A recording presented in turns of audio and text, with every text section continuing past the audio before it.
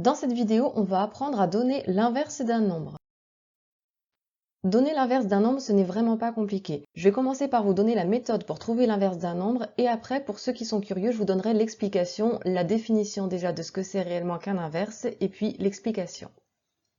Je commence par le plus simple, donner l'inverse d'une fraction. Je prends une fraction dans le cas général avec des lettres a sur b. Et bien l'inverse, il suffit d'inverser justement le numérateur et le dénominateur. Donc l'inverse de a sur b, c'est b sur a. Si je vous donne maintenant un nombre a, pour donner l'inverse de a, déjà a, je pourrais l'écrire sous forme fractionnaire. A, c'est la même chose que a sur 1.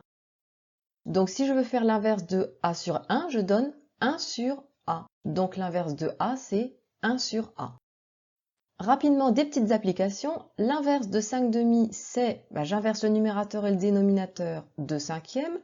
L'inverse de 7, on a vu l'inverse de a, c'est 1 sur a. L'inverse de 7, c'est 1 sur 7, 1 septième. On n'oublie pas que 7, c'est 7 sur 1, si on veut.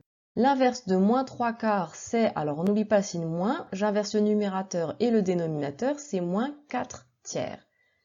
L'inverse de moins 6, c'est la même chose que moins 6 sur 1. Donc l'inverse, c'est 1 sur moins 6. Le signe moins, au lieu de le mettre au dénominateur, je peux le mettre soit devant, soit au numérateur. On n'aime pas trop mettre des moins au dénominateur dans les fractions, je vous rappelle. Et l'inverse de moins 7 dixièmes, c'est 10 sur moins 7. Là encore, le moins, au lieu de le mettre au dénominateur, moi je vais le mettre au numérateur. Moins 10 septièmes. Vous voyez, c'est vraiment pas compliqué de donner l'inverse d'un nombre. Les petites explications. Tout d'abord, la définition. On dit que deux nombres sont inverses si leur produit est égal à 1.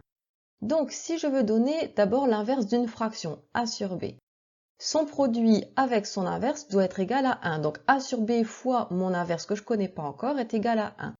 Comment trouver cet inverse? J'ai une fraction a sur b, au numérateur j'ai un a qui doit disparaître puisqu'à la fin j'ai 1. Comment faire disparaître un a au numérateur? Il faut en avoir un autre au dénominateur. Donc mon second facteur va être une fraction également. Je vais mettre a au dénominateur. Comme ça, je vais pouvoir enlever le a du numérateur avec le a du dénominateur. Ensuite, je veux enlever le b du dénominateur. Donc au numérateur, je vais mettre aussi un b. Ce qui me permet d'enlever le b au numérateur, le b au dénominateur. Il ne reste plus rien. Mais vous savez que quand il ne reste plus rien, ce n'est pas 0. C'est en fait 1 parce que b, c'est comme si c'était b fois 1. Il me reste 1 en haut, 1 en bas et 1 divisé par 1, ça fait 1. Donc, l'inverse de a sur b, c'est bien b sur a. Leur produit vaut 1. Quant à l'inverse de a, on a dit tout à l'heure, a c'est la même chose que a sur 1. Donc, je vais chercher l'inverse de a sur 1. Je sais que c'est 1 sur a, ce qui signifie que l'inverse de a est 1 sur a.